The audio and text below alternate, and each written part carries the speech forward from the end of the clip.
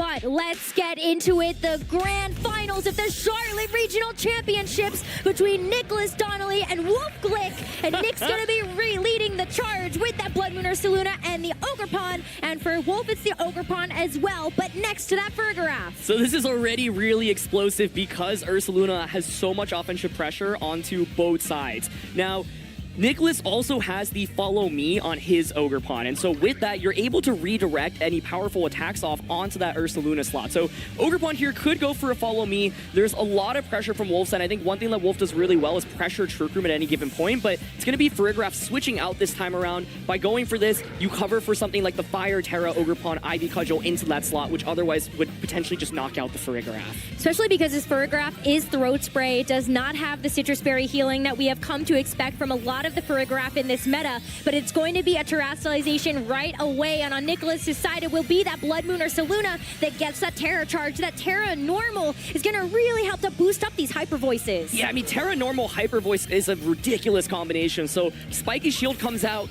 Let's see what Nicholas opted for. Did he just go for a Hyper Voice, because that would be a lot of damage to start off the game. Ogerpon goes for Follow Me. The idea of that is to cover for opposing Ogerpon, going for a Terra Ivy Cudgel, for example, and it is that Hyper Voice, and so that's a lot of key damage without losing too many resources from Nicholas's end. This is going to do a lot of damage to Incineroar. It really is. I mean, Incineroar is going to take 50% from that Terra Hyper Voice, and while you do see that Life Orb really helping that damage output, you still have to find a way to keep this Ursaluna in check. Yeah, so there is the possibility of just Swords Dance and Fake Out now, which is relatively free. Fergaraf as a switch in here. Oh, this is a risky play, of course, because Nicholas could play really aggressively and just target down Ogerpon, right? You are vulnerable to something like the Blood Moon coming out and just getting a one-hit knockout onto Ogerpon, and Wolfe's not going to click the Fake Out here, so Ogerpon's going to switch out. Is Blood Moon going to protect itself here?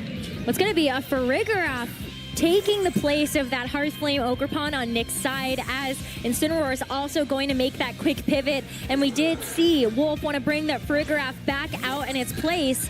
But yeah, is it a Protect here? It's just going to be a Sword Stance from the Ogerpon, so no Protect coming through from Nick's Blood Moon. Is he going for Blood Moon? Okay, it's just another Hyper Voice, but this is massive amounts of damage. Let's see how much it does into the Ogerpon. Almost just gets the one-hit knockout, but does not actually secure it, so it's a big survival there for Wolfe. It's a huge survival, but this Ogerpon here, while it does have the Sword Stance, it still has to figure out where is it going to be able to connect this damage. Ursaluna on Nick's side could go for something like the Protect, but the Fergaraf as well can't do that. You could go for Protect and Trick Room, but the risk in that, of course, is that then the Ogerpon could theoretically go for Ivy Cudgel onto the opposing Fergaraf. So I think Nicholas has been playing super well so far, though, getting so much free damage across the board. It was a crucial survival there on Ogerpon. I think if Blood Moon had come out instead and gotten that one-hit knockout, Wolfe would be in a disastrous position, but at least has some offensive pressure right now with the Ogerpon. So let's see. This turn is really critical from Nicholas's end. There's not going to be the Protect here, so there's Ivy Cudgel, and that's a one-hit knockout onto Ursaluna. Ursaluna not necessarily known for its bulk, and especially when you've got that +2 Sword Stance, that Ivy Cudgel is going to hurt. But now Nick has the opportunity to hopefully do something else with his Fergaraf to set up for success in the late game. It's going to take that Hyper Voice really nicely, but Wolfe now gets that special attack boost thanks to Throat Spray. All right, let's see if it's a Trick Room going up. It is going to be Trick Room, so yeah, I think if Blood Moon just protected there, this game actually would feel pretty over, but of course the risk you have to take there is you don't know where the Ogerpon is targeting, and so Wolfe making the correct decision saying, I think your Blood Moon's not going to protect, I'm just going to attack into you. Urshifu comes out. It's kind of an awkward Pokemon, though, admittedly, to bring out when Trick Room is up. Yeah, because usually Ogerpon in this position would be faster than the Urshifu, so you feel like you're just going to be taking a ton of damage, and the Fergaraf is also going to be faster in Trick Room conditions, so Urshifu also just has to take the hit. Exactly. Fergaraf right now puts on a lot of offensive pressure with this Hyper Voice, and so let's see. Right now, I think Fergaraf on Wolfe's end should be able to get a guaranteed Hyper Voice. Nicholas has Imprisoned, but he does not have Hyper Voice on his side of the field. Incineroar is going to be a nice switch in here to allow Ogerpon to protect itself for a little bit, and Fergaraf should be able to do a lot of damage from Wolfe's end right now. Yeah, Urshifu does have the Focus Sash on Nick's side to be able to keep it safe, so at the very least you know that you will be able to get an attack off while Farigiraf gets the Citrus Berry healing, it still took a considerable amount of damage. Dazzling Gleam in response just barely does any chip to both Pokemon, and with the Wicked Blow into Wolfe's Farigiraf, while it does get the KO, you're still in a very precarious position. Wow, this is such an intense game right now. I think both players making some really good calls throughout the course of the battle. Of course, Incineroar and Wolfson critically can't go for that fake out because of Farigiraf on Nicholas's end. It's really awkward to have this Urshifu in the back as well because, of course, it is Choice Scarfed. But the upside of the Urshifu is that you're not actually threatened by knockouts from the opposing side. So normally it feels a little bit weird to bring a Choice Scarf Urshifu in under Trick Room, but I think it actually makes a lot of sense in this position. What Wolf has to be really careful about is having Urshifu out on the field when Nicholas has his Ogerpon, because without Protect, if Trick Room is up, all it takes is one single Grass type attack to basically nuke it. So Urshifu is going to make this pivot in right now. The Urshifu can't protect, so that is something else that does make this matchup a little bit risky, but I saw the Aqua Jet for a brief second there, and I considered, would that be the play, just to be able to make sure that you're getting some damage down in Trick Room? Yeah, it'd be really bold. I think if you're Aqua Jetting, you're basically reading that Farigiraf is going to switch out. It's just, but you know, we've seen Wolf make really crazy predictions, but I think this is a great position actually for Water Terra Surging Strikes if you're confident Flare Blitz is going to get the knockout onto the Urshifu slot, right? Farigiraf can't protect itself, and so I think the Incineroar right now might just be able to do enough to secure this end game here. So I think like you could either go for a U-turn or the Surging Strikes. What U-turn covers for is Farigiraf switching out into the Ogerpon slot, but no switch. No switch here. We see the Terrestrialization come through. It's also really nice knowing that Nicholas could go for something like the Dazzling Gleam, so you also get rid of that weakness with that fighting type. So Urshifu here able to power itself up if it does come back in and get those Surging Strikes down, but Flare Blitz is enough to be able to knock out Nicholas's Urshifu, so another big source of damage off the board. You just have that Heart Flame Ogerpon that's in the back. Yeah, and the Surging Strikes here certainly will, I would guess, knock out the Urshifu. Gets the critical hit there, but not enough to get the knockout. Actually, it is U-turn, and oh, Farigiraf does survive here, okay? Okay, Farigiraf gets to live to see another turn, but we did see that Incineroar is faster right now. So is it going to be enough to be able to outplay both the Ogerpon and the Incineroar? Yeah, I think Surging Strikes there likely would have just ended the game, but trying to bait out maybe the Ogerpon switch in there and get some positioning as well. So Ogerpon from Nicholas's end is, of course, at full health. One of the things you have to be worried about is just a Horn Leech, right? And so now Wolf opting to just go for damage here onto both sides. The Farigiraf on Nicholas's end does not have Protect, so it will just get knocked out by Incineroar right now. So then can Ogerpon finish the job? Oh, he's going to just go for the follow though. me. Yeah, now you are going to redirect away the knockoff because, and that's actually not going to do nearly as much damage because you can't knock off the item that Ogerpon is holding. Ogerpon hangs on. Incineroar does faint. That Ogerpon surviving there. Nick is not happy about that as the Ivy Cudgel now coming down into the Ogerpon, but it's not going to go down either. Oh my gosh, this game is so dramatic, but I think Urshifu should be able to close it out at this point. The main threat to Urshifu in this game was first the Blood Moon and then the Ogerpon, but you've done enough damage to Ogerpon at this point, so should be able to guarantee the knockout onto that slot. I mean, Trick Room is actually still up though. Actually, wait, so Horn Leech? Hold on. Yeah. I think you might just go for Horn Leech in this position. Horn Leech, yeah. That might be enough. You can't go for Aqua Jet because the Farigiraf is still on the field, blocking the priority with the Armor Tail, but we are going to see the Spiky Shield first as Nick is going to have to try to work his way out of this one. The Dazzling Gleam first to connect onto the Urshifu to just do a little bit of damage. But what did this Ogerpon decide to do? There's the... Oh, it went for Ivy Cudgel. Ivy Cudgel into the Urshifu is just not going to be nearly enough. And so Urshifu strikes back. One hit will do the job to finish off that Ogerpon, and that's going to be lights out here for game number 1. So the reason it was Ivy Cudgel is because Nick actually has Woodhammer on the Ogerpon. So if you go for Woodhammer, you faint from recoil, and then Wolf ends up winning in the Ogerpon versus Farigiraf matchup. And so this game is so crazy. Oh my goodness. I actually forgot that it was not the Horn Leech there, but with the final Surging Strikes, that is the conclusion of game number 1 of our best of 3 set in the grand finals of Charlotte, and Wolf is gonna take this game 1. I'm reminding myself to take a deep breath because there's so much going on that even as a commentator, I'm like, oh my goodness, like what is happening right now? that was an amazing first match. I feel like both players played super, super well. Nicholas had some really nice early game pressure, but a couple key decisions allowed Wolfe to get back into this game in the mid game, right?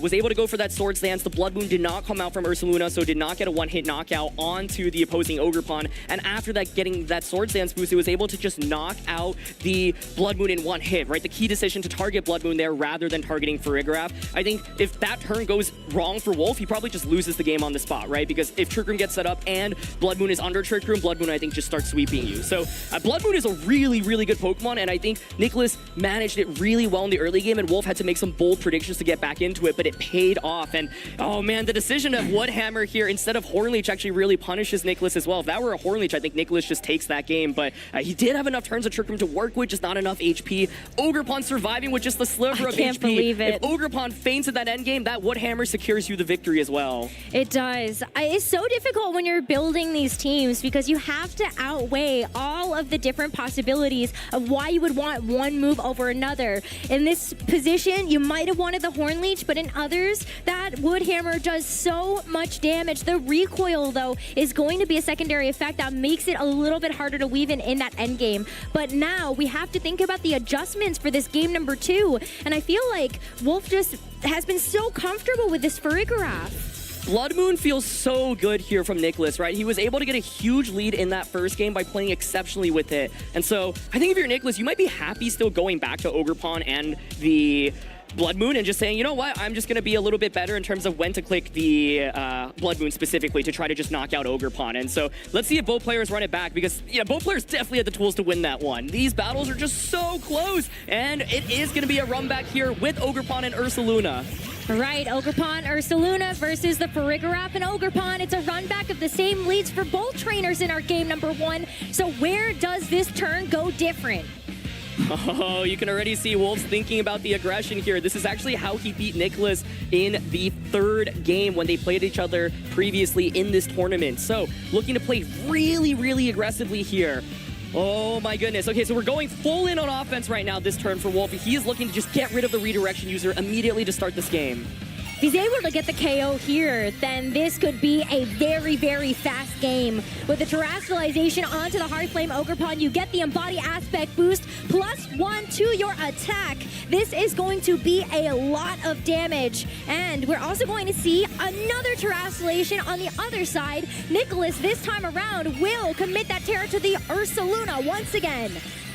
Okay, so we know where the targeting is going right now, so I think the safe play for Nicholas is to just opt for Follow Me, but you could make a crazy play of Spiky Shield. It is just going to be that Follow Me, though, so it is going to eat up so much damage from this Ivy Cudgel.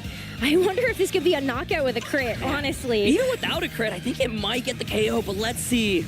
Ivy Cudgel comes down. Ogerpon is not going to be able to take it. That is a one-hit knockout. And now with that redirection, yes, this Ursaluna can go for some big damage with the Terra Normal Hyper Voice, but that's a key piece. You might have wanted to have that redirection for later.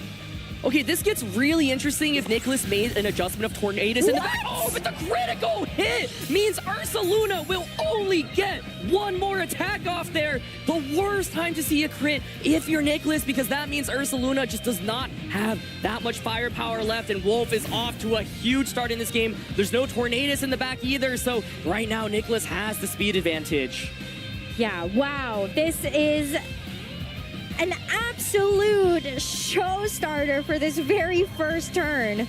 This Ursaluna, yeah, it's got to get as much done as it can right now. But do you read into it too much if you're Nicholas and expect to see a bit more of a passive play from Wolfe? It's just going to be a protect here, hoping that this Urshifu is going to be able to do anything this turn. Okay, the Ivy Cudgel does go into that slot, so Wolfe had the opportunity to just secure the knockout onto Urshifu this turn. This buys Nicholas some time, and this is actually a pretty big deal because you get the knockout onto the Farigiraf. Now, that means that Farigiraf's ability is no longer in effect. So, Urshifu from Nicholas's end can now go for Sucker Punch. Of course, there is this Incineroar and the Urshifu in the back, so Scarf Urshifu, a really, really nice switch in to put on so much offensive pressure right now. Yeah, you get to go for the Ivy Cudgel here again. You can also pivot out the Urshifu. We saw that 4th and final in the back will help, especially if there's another physical attacker from Nick for his fourth and final, but this Ursa Luna, it just protected. So it's really unsafe right now. Nick does not want to let this Ursa Luna go down without a fight, so it's going to be the Farigiraf that takes its place. So the U-turn lock here means that it will be able to switch out, and the Sucker Punch does secure the knockout here onto the Ogerpon as well. So despite a rough critical hit start from Nicholas, he will be able to secure 2 knockouts. Now Wolfe is down to his final 2, and the pivot potential has now come off the field. The Farigiraf takes the U-turn really well here too. Not going to put it into that Citrus Berry range. That means that it still has that HP recovery for later. Incineroar, the 4th one for Wolfe in this second game. Incineroar comes back out. The Terras have been committed. Oh my goodness, this is just so close right now. You're able to, get that U-turn for some nice chip damage onto Farigiraf, but the Farigiraf does have Citrus Berry. So Wolfe is now down to the point where you have to commit and lock into a move with the Urshifu. You've gotten the Intimidate off onto the opposing Urshifu, which is really valuable. One of the interesting things that I don't expect to see, but you could do, is actually side knockoff if you wanted to get rid of your Choice Scarf and be able to, click other moves throughout the course of this battle. But let's see. There is that Blood Moon in the back, right? So it might be able to get one more big attack up, but it's just going to be helping hand here onto the Urshifu. So big helping hand means that this Farigiraf is going to take the Surging Strikes, but it doesn't look like it's going to be nearly enough. As the Citrus Berry activates, it's going to heal back out of the range of getting knocked out to the last 2 strikes from this Urshifu. So what is this Urshifu on Nick's side going to go for? It's got to be a close combat, right? You would think close combat, you try to get the knockout onto Incineroar. So let's see. There's close combat onto Incineroar. Does it get the one-hit knockout? It does! And Nicholas has knocked out 3 of Wolfe's Pokemon. It's just down to this Choice Scarf Urshifu, but can it be able to pull off this victory? It's stuck now using Surging Strikes, and we saw just how well that this Farigiraf can take it. So Urshifu, with this defense drop, is that going to put it in range of getting knocked out? Okay, there's no switch from either end, so Farigiraf just clicks Trick Room or Dazzling Gleam here. I think Nicholas is actually going to take us to a game 3. He's smiling. Oh, and He Urshifu survives anyway, so it doesn't even matter. The Urshifu goes for the close combat just to be able to chip away, but this Farigiraf gets a chance to help it out with the Trick Room, and with that Ursaluna in the back, feels over. We are going to a game 3, ladies and gentlemen. This is such an exciting set to be able to watch and commentate. These players have played 8 games against each other already. We're going to go down to game number 9 to see who claims the title of the biggest regional champion of all time. No way. I thought it was done for. That critical hit came out, and I was like, how is Nicholas going to pull this off? But Nicholas made the right play, protecting Farigiraf, made the right play, going for Sucker Punch on an Ogerpon, and set up Trick Room at the perfect time. And so I cannot believe this set. This is incredible. The absolute courage that Nick has had to make some of these plays as well. It's amazing. It is amazing. I am lost for words at how back and forth all of these games have been between both of these players. Let's relive some of the moments from this second game. I mean, the Ogerpon, right away it got knocked out after that Follow Me direction, which left this Ursaluna so vulnerable, especially after it got crit by that Hyper Voice. Oh my goodness. So I'm curious if we just see a run back with the same leads. One of the things I was thinking about is if you were Nicholas, bringing that Tornadus in the back to actually enable a Tailwind mode, but I can see why it feels really risky to do that, right? And so, just the leads themselves, are really volatile on turn 1. There's so many plays that both players can make, and so this is the game time decision making, right? What do you lead when you've played against each other 8 different times? You've tried out different leads. What are you going to bet on for this final game to claim the championship? Do you roll the dice? do you roll your lucky dice and you see just said, if, you know what? Let's just try something new. Let's rock it. It might take that though. It might take having to shut off that part of your brain that goes, but we've played this 8 times already.